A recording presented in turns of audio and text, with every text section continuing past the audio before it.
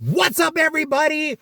Welcome back to the channel. This is Eric, and this will be my out of the concert quick review for Journey and Toto. Journey, of course, on the 50th anniversary tour. And what do we have here? VIP pass. How did I get this? It's a long story. I'll get into that when I get to the vlog, but I just want to give some quick thoughts on the show. And I just got to be totally honest. I've been a little bit critical of Journey and their set list. And of course, a lot of insanity has been going on behind the scenes between Jonathan Cain and Neil Schon and all that. But the show was absolutely kick-ass. Absolutely kick-ass.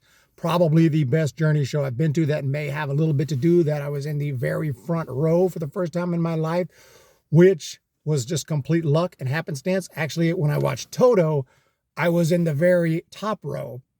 I happened to watch Toto from the extreme top row, and they were absolutely amazing. Kicked ass, great sound, incredible, loved it.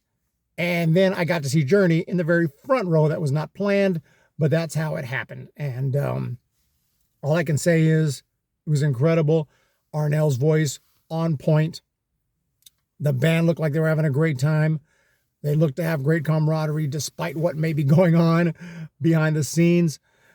And the set list was what I expected, although there was a song. First of all, there was at least one song I didn't know they would play, which is Chain Reaction. Maybe it's been in the set list for the Freedom Tour, but I didn't remember that being in the set list from when I was looking at the set list from previous videos and just checking it out. But maybe it was, but I forgot. And when they played that song, it was a pleasant surprise because it's not like I was looking at the set list before the show and checking it out lately. I really just went in figuring they're going to play all their hits and they'll play one new song, Let It Rain, which they did.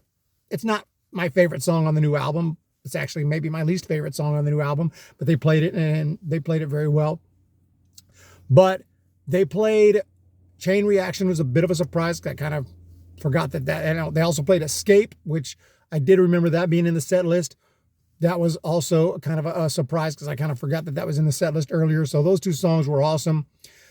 They also surprisingly would play riffs here and there from other songs that they didn't play the song for. I don't think anyone really noticed but me and the hardcore and the super hardcores. Jonathan Cain was, when he was playing his little piano part, he would start to play a riff or a melody from a Journey song. They wouldn't actually play the song. I heard distinctly "When You Love a Woman," the part that goes dun dun dun dun dun dun dun dun dun dun dun dun. I was like, "Oh shit!"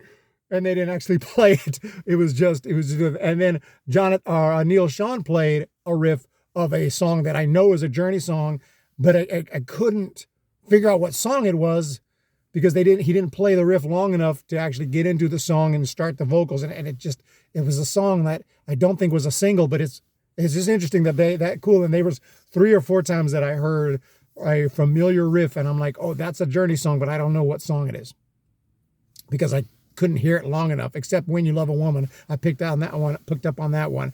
I feel like he played something from some of the later albums, Trial by Fire. I feel like Neil Schon played a riff from Trial by Fire, but they didn't actually play the song. That was just during his long guitar solo. But the band was on point. Huge shout out to Dean Castronova on the drums. And when he sang Mother, Father, oh my God, he sounds more like Steve Perry than Arnell. That being said, Arnell he's the man. As far as a front man, the energy and everything that he brought to the table was just next level. It was absolutely awesome. Despite my front row view, I think even if I had stayed in my seat, I think I would have said the same thing. Obviously, it was more thrilling to have that kind of an experience being in the front row. I had no expectations of being in the front row, just happenstance, which I'll explain in the vlog, that happened to happen. I also got to talk quickly to Neil Schon's wife. She is awesome. She was really cool. And but the band was amazing. Next level, absolutely incredible. And I have nothing but good things to say. Yes, I as I've described earlier, I would prefer more new songs in the set list, but it's not like they're playing for a whole long time. They do have Toto opening, and Toto was amazing. Can't say enough about them. They were absolutely awesome. But I kind of get it. I mean, I understand you're not going to play 6, 7 new songs. I just personally would love to hear some more stuff from Arrival, and after that, all their new albums, even Trial by Fire, and after that, all those albums are ignored. But it's understandable why, because the average fan there is more of a normie, more of a casual fan. They want that 80s stuff. They want those recognizable tunes. So I do get it. I'm just, for my personal taste, I would love to hear more newer songs. But aside from that, wow, that's all I can say. I don't know if this is the best Journey concert I've been to. It was the most thrilling, most awesome experience because of my seats. As far as the performance goes, it's very close to one that I went to back in 1998 when, was it 98, 99, 99, 2000, I don't even know. It was right there when they first got Steve Augeri took over lead vocals. I never got to see Steve Perry. I never got a chance to see Steve Perry. So I was a fan for a long time, but obviously when Steve Perry last played with Journey, I was probably 7 years old. So I never got to see Steve Perry. But this show, I mean, all I can say is amazing, mind-blowing. I mean, I didn't hear any mistakes. Everything sounded great. The guitar sounded insanely good. Jason on the vocals was awesome on Girl Can't Help It, and the whole band kicked ass. So did Toto. Wow. Toto killed it. And I'm just so amazed at the vocalists on both of these bands. They're so good, you know, and they're just amazing. I really didn't think Arnell was going to be that good. He's been in the band for so long, and I've been hearing him having vocal issues. Shit, I couldn't tell. The only thing, you know, he would kind of let the crowd sing a little more than I would prefer. I didn't come to hear the crowd sing. I came to hear you sing, but maybe that's part of saving his voice a little bit. And it's the smallest of nitpicks. Overall, they kicked ass. Journey, sorry for all the shit I've been talking. Damn, y'all knocked it out of the park. So that's my out of the concert review. Look forward to a vlog, and plus I'll be uploading individual songs that were performed, actually recorded a lot more than I planned to for some other reasons, because people beside me were like, hey, get this, because they saw that I had the really nice camera.